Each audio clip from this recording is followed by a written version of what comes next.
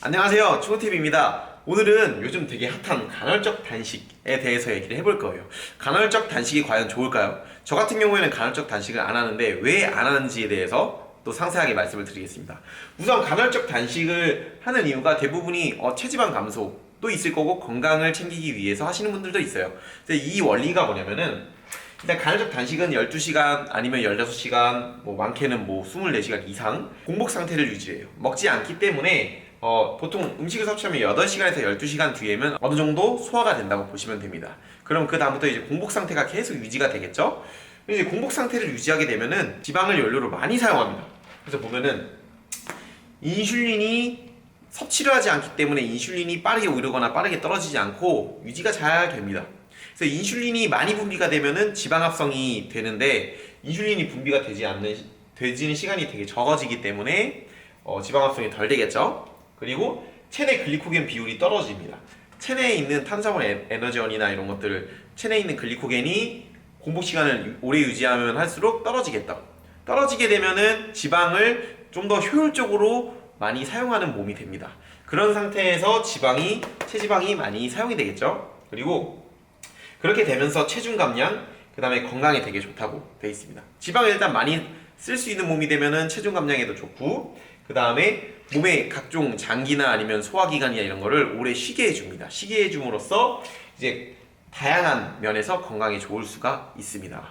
그래서 요거에 대해 자세히 이제 많이 나와 있으니까 한번 다른 영상들도 참고를 해보세요. 그래서 12대 12, 16대 18, 20대 4, 그리고 24시간 이상 하는 경우도 있고 보통 16대 8 많이 하시죠. 근데 이때 이제 자기 스타일대로 맞게 하시면 되는데 24시간 이상 처음부터 단식을 해버리면은 이제 체내 대사율이 떨어질 수 있고 좀 잘하시는 분들, 오래 하신 분들한테는 해당이 되지만 처음 하시면서 갑자기 24시간, 48시간 하는 거는 추천드리지는 않습니다. 그래서 조금 더 간헐적 단식을 하면서 효과를 많이 보기 위해서 인슐린이 오랫동안 안 먹기 때문에 인슐린이 분비가 안 되잖아요. 그런 상태를 어느 정도 유지하기 위해서 인슐린이 빠르게 오르지 않는 식단을 드시는 겁니다. 이 사이에서. 그래서 저탄고지 식단을 많이 하시죠. 그러니까 탄수화물이나 당이 많은 음식을 먹으면 혈당이 빠르게 오릅니다. 그래서 혈당이 빠르게 오르면은 인슐린이 많이 분비가 되기 때문에 지방합성이 잘 되겠죠.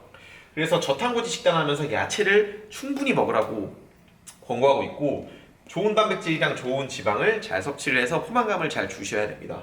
그리고 방탄커피, 이 방탄커피는 좋은 지방들, 예를 들어서 기버터나 아니면 그런 좋은 버터들이랑 그다음에 MCT 오일, 코코넛 오일 이런 게 들어간 이제 좋은 지방들과 좋은 성분으로 만든 커피를 이제 섞어서 먹는 건데 이 방탄커피를 먹으면 어느 정도 공복 상태를 더 유지하기 쉽게 만들어 주고요. 그 다음에 이거는 인슐린 분비를 거의 안 하게 해주기 때문에 방탄커피를 많이 사용합니다. 그리고 지방이 잘 탈 수 있는 몸이 되기 때문에 유산소 운동을 통해서 지방을 잘 사주고 근손실 방지를 위해서 근력 운동을 이렇게 같이 해주시는 게 상당히 좋습니다. 이렇게 보면은 간헐적 단식은 상당히 좋습니다. 잘 활용하면 상당히 좋아요. 근데 저는 간헐적 단식을 안 하고 일반 분들이 한테 권하지 않는 이유가 있습니다. 잘 볼게요. 부작용이라고 하기보다는 정확하게 안 했기 때문에 생기는 문제라고 보시면 되는데 보통 이제 예를 들어서 16대 8 간헐적 단식이라고 봤을 때 대부분이 간헐적 단식을 왜 하세요? 라고 하면은 건강 아니면은 체중 감량 이것도 있는데 원하는 시간대에 내가 이 시간만큼은 원하는 음식을 먹고 싶습니다 하면서 하시는 분이 생각보다 많습니다. 그래서 참는 거예요. 12시간 동안 참다가 8시간 동안 자기가 먹고 싶은 거를 막 먹게 됩니다. 그래서 합리화를 합니다. 나는 16시간이나 공복을 유지했고 20시간이나 공복을 유지했으니까 이 4시간만큼은 내가 먹고 싶은 걸 먹자 해서 막 먹고 싶은 걸 먹습니다. 그러면서 폭식을 하게 되는 경우도 있고 간헐적 단식이 아닌 폭식을 합니다. 그리고 식이장애가 옵니다. 나는 계속 참고 먹고를 반복하면서 시기적으로 문제가 생기는 거예요.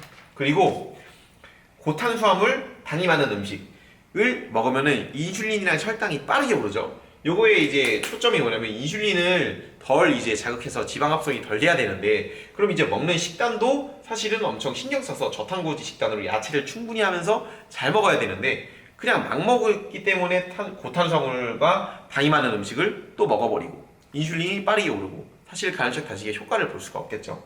그리고 탄수화물이 적고 좋은 지방, 좋은 단백질, 그다음 다양한 야채들을 먹을 수 있을까가 첫 번째예요. 두 번째는 이게 어떤 음식인지 정확하게 모른다는 거예요. 탄수화물이 낮은 음식이 뭐고 좋은 지방이 뭐고 어떻게 해서 어떻게 먹어야 된다를 모르고 그냥 막 먹습니다. 그래서 이런 것들이 되게 문제가 됩니다.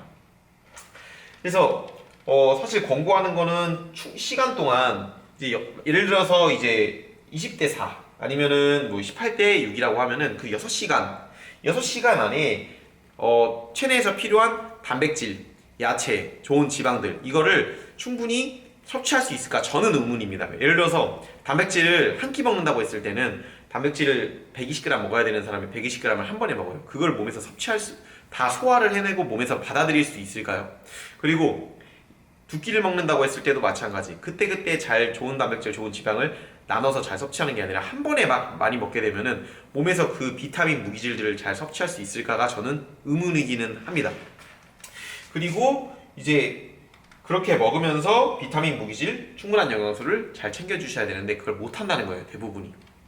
그리고 이제 주의사항 같은 경우에는 당뇨가 있으신 분들 같은 경우에는 약을 처방받거나 그러죠. 근데 당뇨가 있으신 분들이 오래 단식을 유지했을 때 저혈당이나 뭐 저혈당 쇼크 아니면 여러 가지 문제가 생길 수 있기 때문에 이런 분들은 의사와 상담을 한 다음에 진행하시는 게 좋습니다. 그리고 임산부 아니면 어린이 분들은 충분히 6가지 영양소, 탄수화물, 지방, 단백질, 물, 뭐 무기질, 비타민 등등 이런 거를 충분히 섭취를 해줘야 되는 상황이기 때문에 간헐적 단식은 추천드리지는 않습니다.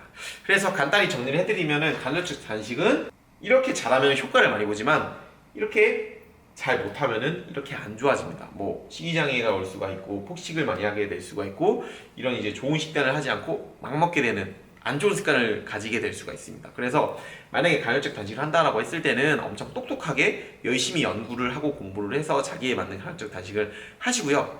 저 같은 경우에는 이런 식으로 억지로 착다가 먹기보다는 잘 나눠서 단백질, 야채, 좋은 지방, 좋은 탄수화물을 잘 나눠서 몸에 시간별로 넣어주는 거를 저는 그렇게 하고 있습니다. 그래서 간헐적 단식이 좋을까에 대해서 얘기를 해봤고 다음에 제가 간헐적 단식을 일주일 동안 해본 결과가 있는데 그걸 영상으로 찍어서 한번 올려보겠습니다. 충우TV 구독과 좋아요 부탁드릴게요. 감사합니다.